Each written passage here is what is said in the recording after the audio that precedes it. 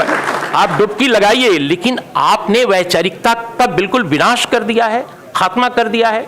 एक अंबेडकर, अकेला एक अंबेडकर और उसकी मैगजीन्स, उनकी मैगजीन्स, मूक न्याय हो, बहिष्कृत भारत हो, उनको भी पत्रिकाएं निकालनी पड़ी क्योंकि मेन स्ट्रीम मीडिया उनके खिलाफ था।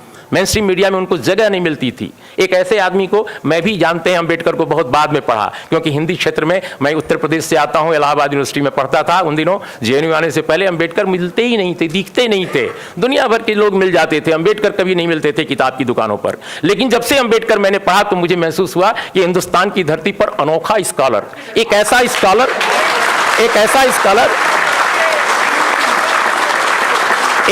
स्कॉलर जिसके पास जितने इस देश के इंटेलेक्चुअल्स हैं, आजादी की लड़ाई के, हम सबको सैल्यूट करते हैं, लेकिन वैसा इंटेलेक्चुअल एक मतलब जिसके पास इतना बड़ा विचार दर्शन है। हम तो पहले समझते थे, बहुत सारे लोगों ने समझा रखा था कि वो दलितों के आइकन हैं, वो संविधान बनाने वाले एक व्यक्ति हैं, वकील हैं। वो बाद में समझ में आया कि कितना बड़ा दार्शनिक है जिसने वेद को, उपनिषद को, पुराणों को, तमाम संस्कृत के ब्राह्मण पंडितों से ज्यादा पढ़ा है। एक ऐसा आदमी जिसने पूरी दुनिया को समझा है, जिसके पास भारत को बदलने का एक नजरिया है, जो कहता है कि जाति के साथ जनतंत्र नहीं चल सकता। और उस अंबेडकर को लोगों ने जातियों का नेता बना दिया, जाति का देवता बना दिया। वो अंबेडकर कहते हैं कि जातियों के साथ समाज में, हमारे देश में यह जनतंत्र नहीं कायम रह सकता। एफर्मेटिव एक्शन उस अंबेडकर की देन है अपने देश में। और एफर्मेटिव एक्शन क्यों है? जातियों को बढ़ाने के लिए नहीं, इस समाज में जनतंत्र कायम करने के लिए। गैर बराबरी का जो पूरा का पूरा विकराल ये रूप था भारत में सदियों से चला रहा, उसको बदलने का था। एक अंबेडकर ने भारत में यहां के करोड़ों आदिवासियों, करोड़ों दलितों और ओबीसी के लिए भी आरक्षण को प्रतिपादित किया। एक अंबेडकर ने। आज उसी अंबेडकर के कारण इतने दलित नेता, इतने पिछड़े नेता, इतने आदिवासी नेता हैं। अब सबके रहते हुए आरक्षण लुट गया। इन सबके रहते हुए आरक्षण खत्म। एक अंबेडकर ने लाया आरक्षण। सारे नेताओं ने, जो अंबेडकर के भक्त कहते हैं, किसी को कभी मंडल के भक्त कहते हैं, उनके रहते हुए अंबेडकर लूट लिया गया आरक्षण को। ये आज के भारत का दर्शन है, आज के भारत का परिदृश्य है। मित्रों, अंत में मैं एक बात कह के कंक्लूड करूंगा अपनी बात। बहुत सारे मित्रों को कहना है कि देखिए, हर क्षेत्र में डिटोरिएशन हुआ है। जर्नलिज्म में भी एक जमाना था, जैसा मैंने कहा, कि अंबेडकर को नहीं छापा जाता था, अंबेडकर को नहीं सुना जाता था। लेकिन एक दौर ऐसा भी आया जब अपने समाज में गणेश शंकर विद्यार्थी जैसे पत्रकार थे। एक जमाना था जब प्रेमचंद जैसे लेखक और पत्रकार थे।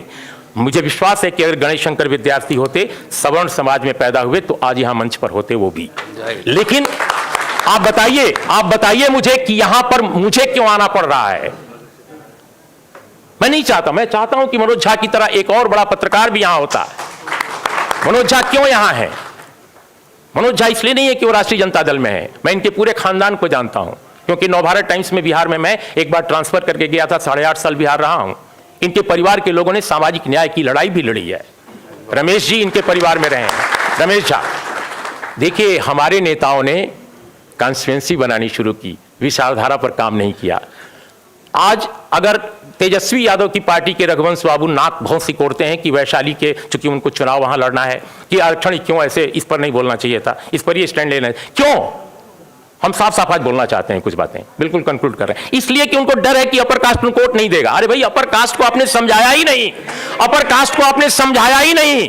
अपर कास्ट को भी समझाने की जरूरत है, क्योंकि जिस तरह की संरचना बनाई गई है इस देश में हिंदुत्व द्वारा, हिंदुत्व फासिज्म द्वारा, वो न केवल माइनॉरिटी के खिलाफ है, न केवल दलित के खिलाफ है, न केवल ओबीसी के खिलाफ है, बल्कि अपर कास्ट के खिलाफ है। अपर कास्ट को उसने जहरीला, उसके दिमागों में जहर घोल रहे हैं, उसको मनुष्य होने से दूर कर रहे हैं, अमानवीय बना रहे हैं। एक ऐसे समाज की रचना कर रहे हैं ये लोग, जो समाज न केवल विभाजित है, बल्कि इस देश को खंड खंड कर देगा। तो हमारे नेताओं ने अंबेडकर डायलॉग करते थे, अंबेडकर विमर्श करते थे। अंबेडकर को यह चिंता है, वो तो बार बार उनको हराया गया, बाद में भी हराया गया, उसकी चिंता उनको नहीं थी।